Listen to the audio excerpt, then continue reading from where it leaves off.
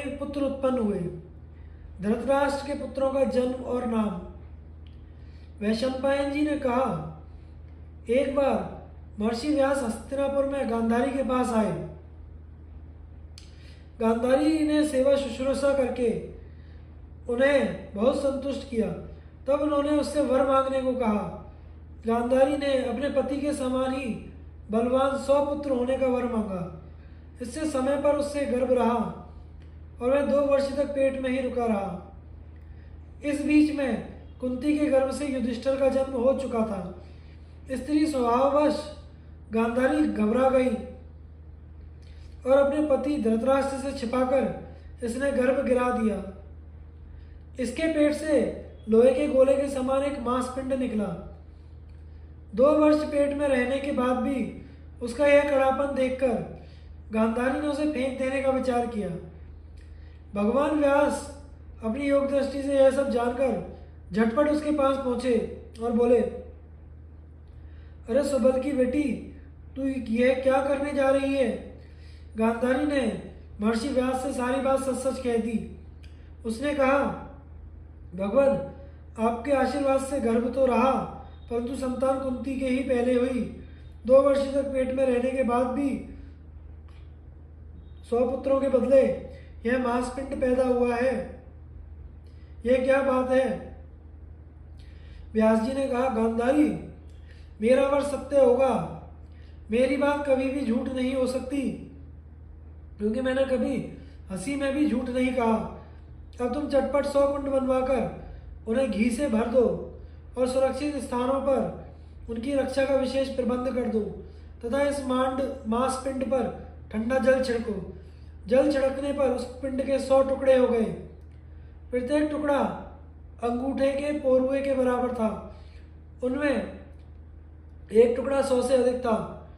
व्यास जी की आज्ञा के अनुसार जब सब टुकड़े कुंडों में रख दिए गए, तब उन्होंने कहा, इन्हें 2 वर्ष के बाद खोलना। इतना कहकर वे तपस्या करने चले गए। समय आने पर उन्हीं मांसपिंडों में से पहले दुर्योधन और पीछे गांधारी के अन्य पुत्र उत्पन्न हुए। यह बात कही जा चुकी है कि दुर्योधन का जन्म होने के पहले ही युधिष्ठिर का जन्म हो चुका था। जिस दिन दुर्योधन का जन्म हुआ, उसी दिन परम पराक्रमी भीमसेन का भी जन्म हुआ था। दुर्योधन जन्मते ही गधे की भांति रेंकने लगा। उसके शब्द सुनकर गधे, गीदड़, गिद्ध, कौए भी चिल्लाने लगे। आंधी चलने लगी। कई स्थानों में आग लग गई। इन उपद्रवों से भयभीत होकर धृतराष्ट्र ने ब्राह्मण, भीष्म, विदुर आदि सगे संबंधियों तथा कुरुकुल के श्रेष्ठ पुरुषों को बुलवाया और कहा, हमारे वंश में पांडुनंदन युधिष्ठिर ज्येष्ठ राजकुमार हैं। उन्हें तो उनके गुणों के कारण ही राज्य मिलेगा। इस संबंध में मुझे कुछ नहीं कहना है। युधिष्ठिर के बाद मेरे उस पुत्र को राज्य मिलेगा या नहीं, यह बात आप लोग बताइए। अभी उनकी बात पूरी भी नहीं हो पाई थी कि मांस भोजी जंतु, गीदड़ आदि चिल्लाने लगे। इन अमंगल सूचक अपशकुनों को देखकर ब्राह्मणों के साथ विदुर जी ने कहा, राजन, आपके इस ज्येष्ठ पुत्र के समय जैसे अशुभ लक्षण प्रकट हो रहे हैं, उनसे तो मालूम होता है कि आपका यह पुत्र कुल का नाश करने वाला होगा। इसलिए इसे त्याग देने में ही शांति है। इसका पालन करने पर दुख उठाना पड़ेगा। यदि आप अपने कुल का कल्याण चाहते हैं तो 100 में से 1 कम ही सही, ऐसा समझकर इसे त्याग दीजिए। अपने कुल तथा सारे जगत का मंगल कीजिए। शास्त्र स्पष्ट शब्द में कहते हैं कि कुल के लिए एक मनुष्य का, ग्राम के लिए एक कुल का, देश के लिए एक ग्राम का और आत्मकल्याण के लिए सारी पृथ्वी का परित्याग कर दें। सबके समझाने बुझाने पर भी पुत्र स्नेहवश राजा धृतराष्ट्र दुर्योधन को नहीं त्याग सके। उन 101 टुकड़ों से 100 पुत्र, एक कन्या उत्पन्न हुई। जिन दिनों गांधारी गर्भवती थी और धृतराष्ट्र की सेवा करने में असमर्थ थी, उन दिनों एक वैश्य कन्या उनकी सेवा में रहती थी। उसके गर्भ से उसी साल धृतराष्ट्र के युयुत्सु नाम का पुत्र हुआ। वह बड़ा यशस्वी और विचारशील था।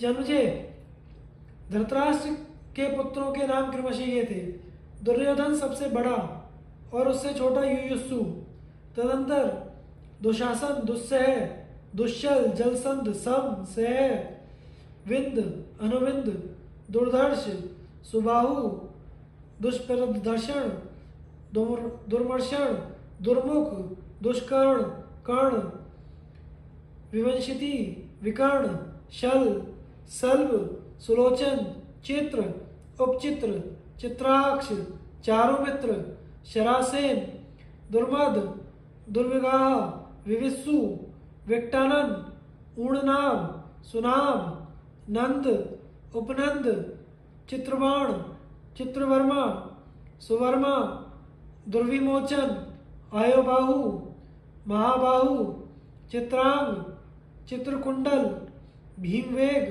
भीमवल, बलाकी, बलवर्धन, उग्रयुद्ध, सुषेण, कुंडधार, महोदर, चित्रायुध, निशंगी, पाशी, वृंदारक, दृढ़वर्मा, दृढ़छत्र, सोमकीर्ति, अनुदर, दृढ़संध, जरासंध, सत्यसंध, सदस्वाक, उग्रश्रवा, उग्रसेन, सेनानी, दुष्पराजय, अपराजित, कुंडशाही, विशालाक्ष, दुराधर, दृढ़हस्त, सुहस्त, बातवेग, सुवर्चा, आदिकेतु, भव्याशी, नागदत्त, अग्रयाई, कवची, क्रथन, कुंडी, उग्र, भीमरथ, वीरबाहु, अलोलुप, अभय, रौद्रकर्मा, दृढ़रथाश्रय, अनाग्दृश्य, कुंडभेदी, विराबी, प्रमथ, प्रमाथी, दीर्घरोमा, दीर्घबाहु, महाबाहु, व्योड़रस्क, कनकध्वज, कुंडाशी और बिरजा। कन्या का नाम दुश्शला था। ये सभी बड़े शूरवीर, युद्ध कुशल तथा शास्त्रों के विद्वान थे। धृतराष्ट्र ने समय पर योग्य कन्याओं के साथ सबका विवाह किया। दुश्शला का विवाह समय आने पर राजा जयद्रथ के साथ हुआ।